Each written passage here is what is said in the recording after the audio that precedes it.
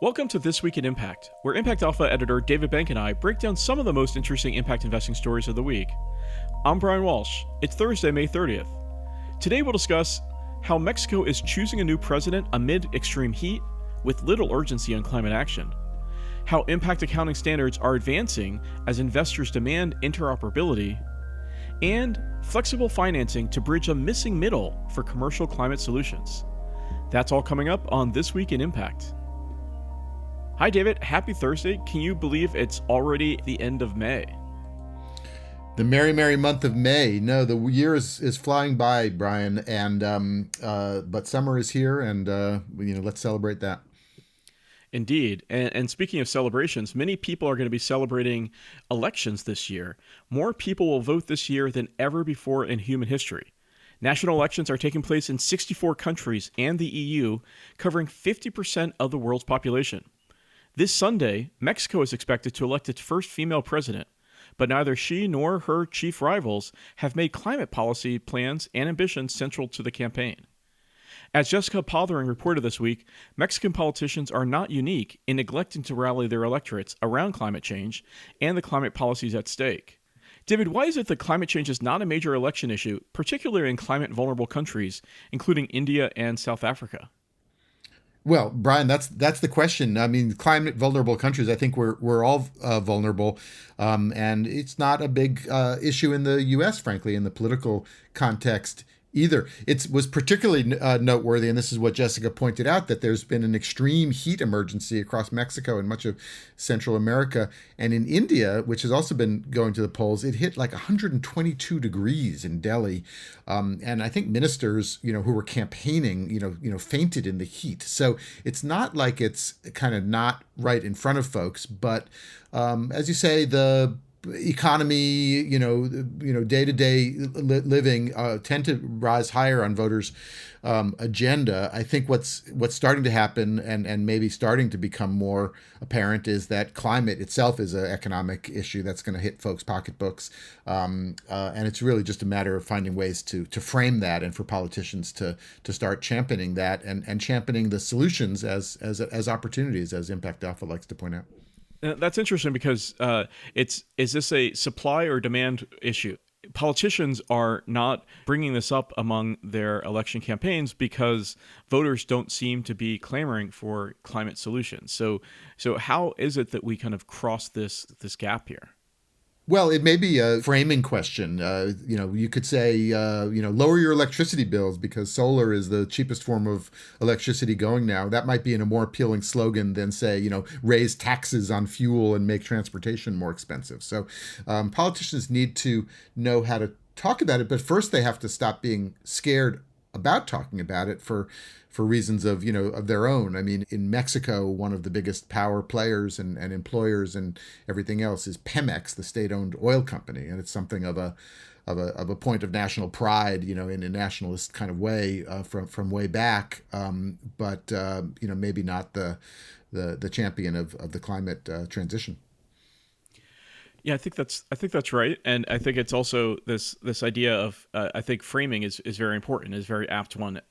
Just look at the Inflation Reduction Act, right? It was initially in a different permutation, it was known as the Green New Deal, and then of course through different incarnations it became the Inflation Reduction Act, and that's how it got Senator Joe Manchin's support and therefore kind of majority support among Biden's coalition to enact it. But this is a big framing challenge, right? Is that these are critical existential issues, but they almost become overwhelming for an electorate to glob onto. So people kind of like to focus on more of the tangible in their face realities that they experience. Yeah, and I would say another issue, particularly in a place like India, but also Mexico, perhaps, and others, is that the much of the climate damage has been caused elsewhere. India, is one of the largest emitters now, just for sheer population and size. But there has been a general perception that the developed world caused the problem, but wants the developing world to bear much of the cost of solving it, and not with the kind of sharing of the burden or sharing of the investment responsibilities. So that, I think, has contributed to it not being a popular electoral issue in some of these countries.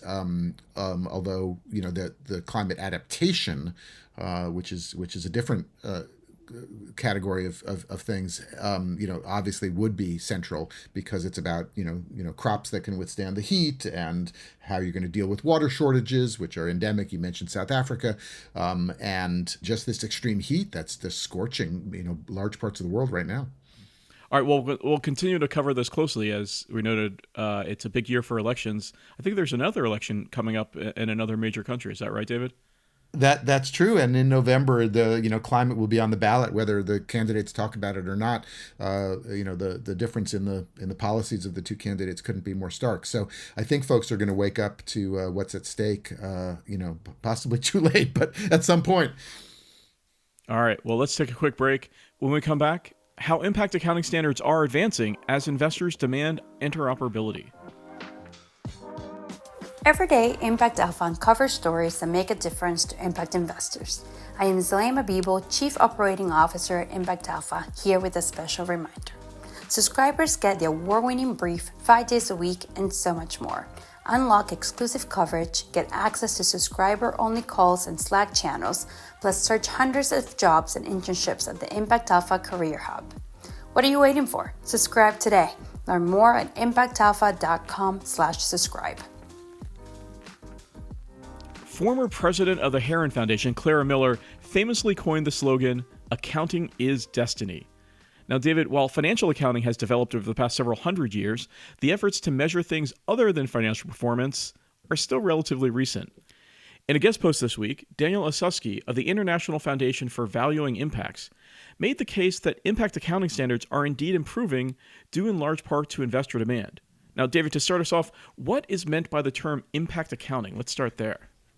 Well, you've queued it up that basically folks, know how to value companies based on their financials, on their profit and loss statement, on their balance sheets. And there has not been an equivalent method for valuing companies' contributions to impact, positive or negative. And as you mentioned, the wrap on that is, oh, it's so complicated. Oh, there's so many standards. Oh, there's this alphabet soup of frameworks, and nobody can make heads or tails of it. And so at some level, let's just forget about it and hope it goes away.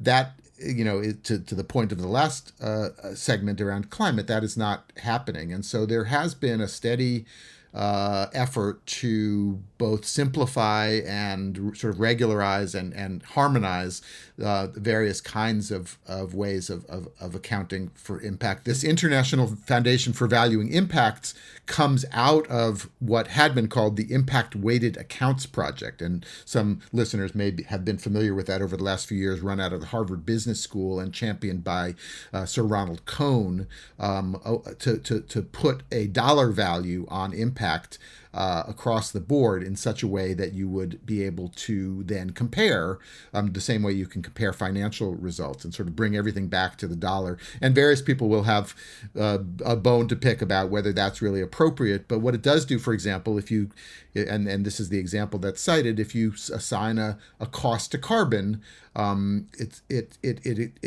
takes into account not just the value of carbon, say, on the carbon markets, but really this whole social cost of carbon. And so this International Foundation for Valuing Impact went through the studies and the methodologies and came up with a price of $236 a ton for carbon. That's higher than, obviously, what's on the carbon markets. It's even higher than the U.S. government's estimate for the social cost of carbon. And then you can say, what every company's contribution is on a dollar value. Now, the question is whether there's an equivalent measure for other things, and particularly for social things, the reduced health and well-being of individuals, for example, or paying a living wage, and whether and the social implications of sort of poverty level wages.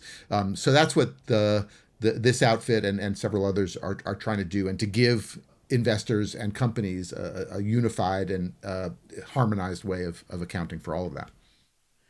And that accounting is in the form of a monetary value. And as Daniel wrote in the piece, that many investors, 2/3 in fact of global investor surveys by PwC, want sustainability reporting to focus on impacts, and they prefer to have that information in the form of a monetary value. Now, that sense of translating non-financial monetary impacts into monetary value, what's the danger in doing that, or what is lost in translating everything into a monetary value? I think the broad philosophical opposition might just come from the notion that not everything, is translated into dollars and cents. The pro case is that makes it interoperable. That if you bring everything down to dollars, you can then compare apples and oranges, in a sense, but because they've both been translated into dollars. So is a common and fairly universal way to make sense of disparate kinds of data, and I think what folks would have to just recognize as they read through these impact reports and come up with these impact rankings is that that's an imperfect way of measuring social impact and even environmental impact, but that it gives you a sort of directional sense or a kind of scaling and magnitude sense, and also the positives and negatives. I think part of the earlier work for this International Foundation for Valuing Impacts was to actually go through some of the public companies and assess their impact, and invariably they found that the negative impacts of many companies far outweighed the book value of their financial assets. And so this is a potentially quite radical approach here to say, are companies actually above water in their actual impact on the world? So where does this leave us? This is still a nascent field, and you mentioned the cost of carbon, for example, of $236 per ton. That's got to be. I mean, that's a one point in time, right? That's got to. Ultimately, that's got to fluctuate based on a lot of different factors, not least of which inflation and interest rates and these kind of broader macro forces. So, will enough investors trust efforts like the International Foundation for Valuing Impacts and their methodology for these terms? Like, how do we get to the actual scale of more investors and more companies using these translated impact accounts? Well, you mentioned investor demand. So ultimately, the reason why companies and their fund managers will insist on the companies do it, that's because the LPs, that means the asset owners, the pension funds and whatnot, will start to insist on it. And that's how things have already progressed. So we're only, as you said, the very early days of this being adopted, but it's not exactly new news, and folks are measuring all kinds of things. These methods of measuring are getting more and more sophisticated. The questions that investors are asking are getting more sophisticated. A knowledge of kind of the interconnectedness of many of these issues is becoming more sophisticated. And the ability to sort of literally operationalize this in your business is becoming more sophisticated with software and better sensing and data and data collection. So the trend is on. The price of carbon, as you mentioned, fluctuates. Really, there have been estimates that the true cost of carbon is something more like $10,000 a ton. If you think about sort of the ultimate catastrophic, impact on ecosystems and economies over the long term, and health, but it's. Yeah. And health, and you take it all into account. We've been dramatically undervaluing it. I mean, essentially, the first goal is to get a price on carbon at all. That's kind of happened through some carbon markets, through the voluntary carbon markets. Many companies already put, for their internal planning purposes, a price on carbon. And now there's this, in some government regulations, there's a notion of a social cost of carbon. There's a notion in sort of cross-border tax mechanisms. So in a whole bunch of different ways, there's a effort to put a price on carbon. And this is just part of that whole trend, and trying to put some science behind it, some methodology behind it, and some tools behind it to make it easier to actually do it. Well, I think that Clara Miller was indeed prescient when she said that accounting is destiny. Clara Miller has been prescient and ahead of her time for quite a while. Indeed. Well, let's take a quick break there. When we come back, how flexible financing is needed to bridge the missing middle for commercial climate solutions. I'm Eric Carmen Gonzalez, ImpactAlpha's Director of Subscription Growth. Ever feel like there's so much happening it's hard to keep up? We hear you. That's why we created ImpactAlpha Latin America, a monthly newsletter for impact investors who want to keep their eye on trends and investments happening in Latin America and the Caribbean. Follow the money and connect with agents of impact powering Latin America's impact economy.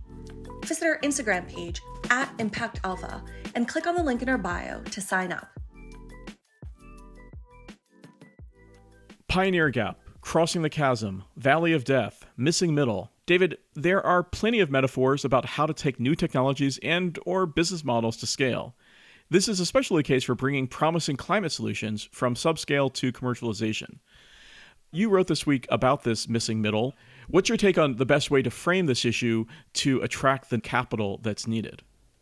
Yeah, there is a variety of cliches, and missing middle actually originated in more of the emerging market, small and medium enterprise context, and I think it was at the time the gap between sort of microfinance for very small enterprises and then kind of commercial bankable financing for larger enterprises, and there was a missing middle. Now it's been appropriated in the climate context, and like in the emerging market context, there are many missing middles. So people have talked about first of a kind projects. So you've got a promising technology, but you've got to actually build a plant, and that's very capital intensive, and kind of VC financing is not appropriate for that. So what are the mechanisms to finance that? Pre-development costs before you actually can get a project rolling. There's all kinds of planning and permitting and studies that need to be done, and who covers that, and how does that get financed? Is that a bottleneck for climate projects? And the one we wrote about this morning is that a lot of these things are actually already commercialized. They are companies that are mining biomass for alternative fuels and creating micro-based petrochemical solutions, and they're already kind of up and running, often in kind of very workaday kind of industrial contexts, but that have very good climate impacts and climate applications.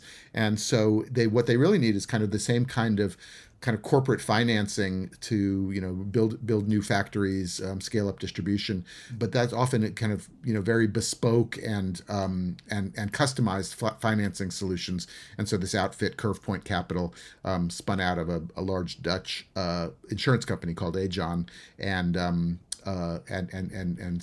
hung out their shingle to do that kind of financing. And that's the sort of financing that typically isn't available from venture capital or private equity firms, or from larger commercial banks that are providing commercial capital, whether in the form of private credit or bank loans. So what is it is that this kind of missing middle, this type of capital that's needed?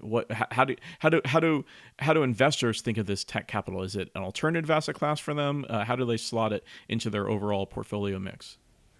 Yeah, well, so the missing middle, I think, is exactly what you said. That we've said on this podcast many times, venture capital and private equity are not the only asset classes, and certainly not even the only impact asset classes. And what companies need is a whole range of financing options with different risk return profiles. And so private credit as an alternative asset class has grown up to fill this gap left by banks leaving some lending areas, in particular for sort of middle market and smaller companies. We had on our other podcast, the Agents of Impact podcast, Damien Dwin of Lafayette Square, who's at some level seizing the same opportunity.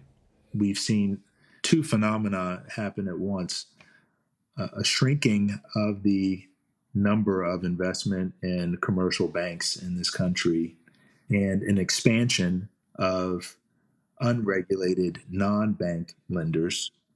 But as one pool shrinks and another pool expands, the net result for the 240,000 businesses with revenue of $10 million up to $1 billion is that they actually have fewer choices in today's ecosystem, mainly because non-bank lenders tend to prefer large borrowers So they like to go as high up the EBITDA scale as possible. And regulated banks often look the same. So the focus and the availability of credit for smaller borrowers is really bad in this environment. They've been disadvantaged post the great financial crisis. What's really struck me through a number of these stories is how risk is perceived.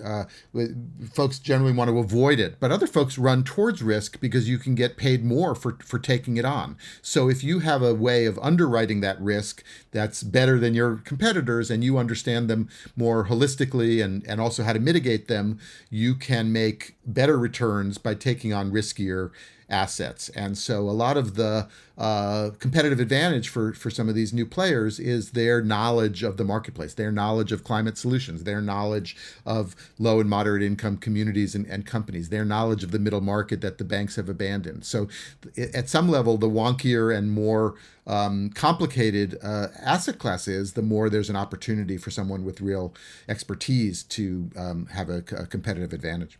This is especially the case when we're talking about climate solutions technologies, right? These are capital intensive businesses. These are atoms versus bits. If you think about atoms being the actual capital intensive things you can touch versus bits of software that you can program. And so these require different types of capital at different stages of their growth, these types of companies, and they need the types of investors that can be there with them on that journey.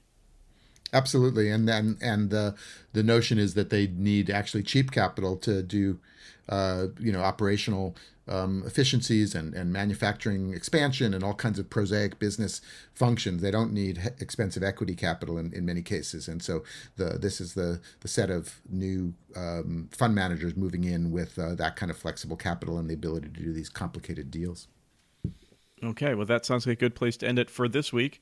Thanks so much for listening to This Week in Impact. Now, David, what's the best way for people to contact us with feedback? As always, send your thoughts and suggestions to podcast@ImpactAlpha.com. All right. If you liked what you heard, please subscribe to this podcast wherever you listen and share it with a friend or colleague.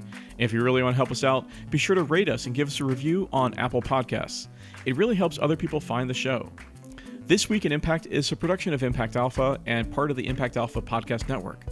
For more exclusive stories about the world of impact investing and sustainable finance, join other agents of impact by subscribing to Impact Alpha. Just go to impactalpha.com/subscribe for full access. Thanks to our producer extraordinaire, Isaac Silk. For David Bank, I'm Brian Walsh, and we'll see you next week for more Impact.